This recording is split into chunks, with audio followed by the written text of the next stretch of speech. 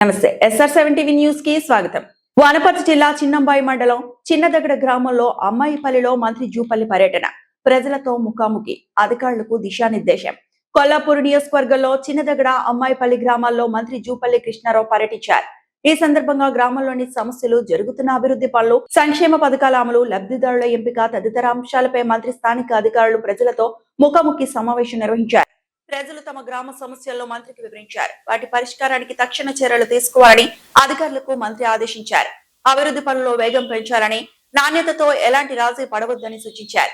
సంక్షేమ పథకాల అమలు పారదర్శకంగా ఉండాలని, అర్హులైన ప్రతి ఒక్కరికి ప్రభుత్వ ప్రయోజనాలు చేరేలా కృషి చేయాలని అధికారులకు దిశానిర్దేశం చేశారు. గ్రామ స్థాయిలో సమస్యలను గుర్తించి వెంటనే పరిష్కరించడంలో అధికారులు చురుగ్గా వ్యవహరించాలని మంత్రి జూపల్లి సూచించారు. SR7 TV news reporter Wanaparthy జిల్లా ఇన్ఛార్జ్ KP రెడ్డి. అడుగుతుంది అప్పుడు జనగమరాజు సందిగ్ధపడతాడు. ఒకవైపు చూస్తేనేమో జ్యేష్ఠ పుత్రుడికి రాజుగా డిక్లేర్ చేయాలి, ఏర్పాటు చేయాలి. ఇంకోవైపు చూస్తే ఈమెకి ఇచ్చిన మాట దేనికంటే సందిగ్ధాలు ఉన్నప్పుడు, ఆయన ఎవరికి ఏమి చెప్పలేని పరిస్థితి ఉన్నప్పుడు శ్రీరాముడు వచ్చి అంటే తండ్రి మాట నిలబెట్టడం కోసం నాకేమొద్దు, మీ మాట నిలబడడం ముఖ్యం కాబట్టి అని ఆమెన పట్టాభిషేకం చేసుకోకుండా భరతునికి పట్టాభిషేకం చేస్తాడు. చేసి వాడు ఇప్పుడు అడవులో పోతాడు, రాముడు లక్ష్మణుడు. భరతుడు ఏం చేస్తాడు, రాముని అవి పాదుకలు అంటే చెప్పులు అనుకోరు పెట్టి నా చేస్తాడు. అంటే తండ్రి మాట నిలబెట్టడం కోసం రాజ్యాన్నే వదిలిపెట్టుకొని ఆయన అడుగుల పడ్డ పడతాడు. ఇప్పుడేం జరుగుతుంది, సెంటు గుంటకు 1 ఇంచో 2 ఇంచులో అడుగో 2 అడుగులో సెంటు గుంటకు అన్నదమ్ములు కొట్టుకుంటున్నారు, అన్నదమ్ములు చంపుకుంటున్నారు, కోర్టులో పోతున్నారు, పోలీస్ స్టేషన్ పోతున్నారు. అవునా కదా? రెండవది అంటే ఎట్లా కరెక్ట్ అవుతుంది, మనం పోయేటప్పుడు కడుకుపోయేది లేదు కదా. అంటే ఆత్మీయత అనేది, అనుబంధం అనేది తగ్గిపోయింది, ప్రేమానురాగాలు తగ్గిపోయినాయి, సంపాదన మీద ఎంటబడుతుంది. ఈ కోరికలు తగ్గింది. సో అందుకనే దానివల్ల తృప్తి రాదు, దానివల్ల అదే మనకు ఆ మోజులో పడిపోయినాం సంపాదన. అందుకనే అట్లనే ఇలా రకరకాల డ్రగ్స్, గంజాయి, ఆడపిల్లల మీద, రకరకాల మహిళల మీద రకరకాల జరుగుతుంది. తల్లిదండ్రులు సో అన్నిటికీ ఒకటి సూత్రం వర్తిస్తుంది. అంటే విలువ అనేది ముఖ్యం. వీళ్ళ కాడికి మనం మళ్ళీ సన్మార్గం నుంచి దుర్మార్గానికి వచ్చి, దుర్మార్గం నుంచి మళ్ళీ సన్మార్గానికి పోవాలి. అంటే మన ఆలోచన ఎవరు ఏ పని చేసినా సరే అందరినీ మనం చేయలేము. మన ఆలోచన అనేది మన ఆత్మకు తృప్తినిస్తుంది, సంతృప్తినిస్తుంది. ఎవరు వచ్చినా రాకపోయినా మనకంటూ మనకు ఆత్మ ఉంటుంది కదా. నేను తప్పు చేయలేదు, నేను వ్యవహారం ఉన్నప్పుడు కరెక్ట్గా చేసే ప్రయత్నం చేస్తున్నాను, ఒక సంతోషం ఉంటుంది కదా. దాన్ని మనం కొనుక్కరాలేం, దుకాణంలో కొనుక్కరాలేం కదా. అందుకనే దీనికి సంబంధించి నా శాఖ ద్వారా కొత్తది ఏర్పాటు చేస్తున్నాం.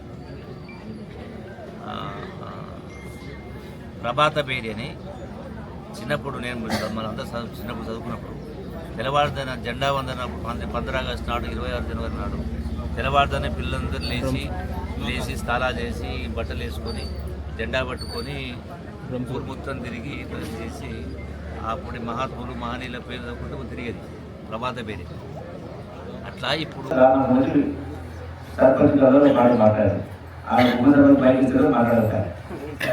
సరే ఇప్పుడు ఒక మాట పెద్దగడ చాడి చిన్నదగడ అంటే జూపల్లి గారు అడుగుతాడు. నేను ఇప్పుడు చెప్తా ఉన్నా, ఖచ్చితంగా వెంటనే కూడా చెప్పిన కథలు పెద్దగా చేసుకొని నచ్చుకుంటే చెప్పిన అంటే గదా చెప్పలేదు. ఇద్దరు కలిపే మాట్లాడడం జరిగింది. సో కలిపే ప్రయత్నం చేయాలి కానీ ఏదో ఒకటి మాట్లాడేసి విడగొట్టే ప్రయత్నం చేసేది గొప్పతనం కాదు కదా. అందరి గౌరవం కాపాడే ప్రయత్నం చేస్తాను, నా నుంచి అడగాలని నేను చేస్తాను. ఒక మాట అన్నాడు, పెద్దగా చిన్నగా, పెద్ద అంటే అన్నయ్య కాదు, చిన్న అంటే తమ్ముడు కాదు. అంటే ఇప్పుడు ఇప్పుడు దాకా నేను ఎప్పుడు చెప్పలేదు. 24 సంవత్సరాలు ఖచ్చితంగా చిన్నదగడ గ్రామాన్ని తన తమ్ముడిలాగా చూసుకునే కార్యక్రమం చేస్తాను. ఎవరిని కూడా భేదభావం కూడా అందరినీ కలుపుకొని అందరిని ఒకటి చేయించలేదు. సమస్యలు పరిష్కారం చెప్పేది చేస్తా. ఒకటి. రెండవది స్కూల్ గురించి అడిగింది. స్కూల్ సంబంధించి నేను ఆ రోజు గతంలో వచ్చినప్పుడు కూడా దాని పరిస్థితి చాలా దారుణం ఉంది. గతంలో ఏంటంటే వాస్తవంగా అది లెక్క చెప్పాలి. వాస్తవంగా అప్పుడు శాంక్షన్ ఇవ్వడం జరిగింది స్కూల్. కాకపోతే దానికి పనులు అనేది ఆగిపోయింది. పనులు ఆగిపోవడానికి కారణం ప్రభుత్వం కూడా కారణం. ఎందుకంటే ఎవడైనా ఆస్తులన్నీ కట్టాడు కదా, పనిచేసే దానికి బిల్లులు ఇస్తే కడతారు. సో బిల్లులు ఇవ్వక కోట్ల రూపాయలు బకాయిలు పడ్డారు. ప్రభుత్వం బకాయి పడ్డది. అదే ఏ ప్రభుత్వం పక్కన పెట్టి ప్రభుత్వం బకాయిలు పడ్డది. 20,000 కోట్ల రూపాయలు ఉంటే 100 కోట్లు ఇవ్వలేదు. సంవత్సరాలు అయిపోయింది. ఈ మధ్య కాలంలోనే వాటికి ప్రభుత్వం తీసుకెళ్ళి దాన్ని ముందుకు తీసుకెళ్ళి ప్రారంభించడం. కొన్నిసార్లు దానికి అదనంగా ఆల్రెడీ శాంక్షన్ పనికి అదనంగా 50 లక్షల రూపాయలు నేను అదనంగా CSR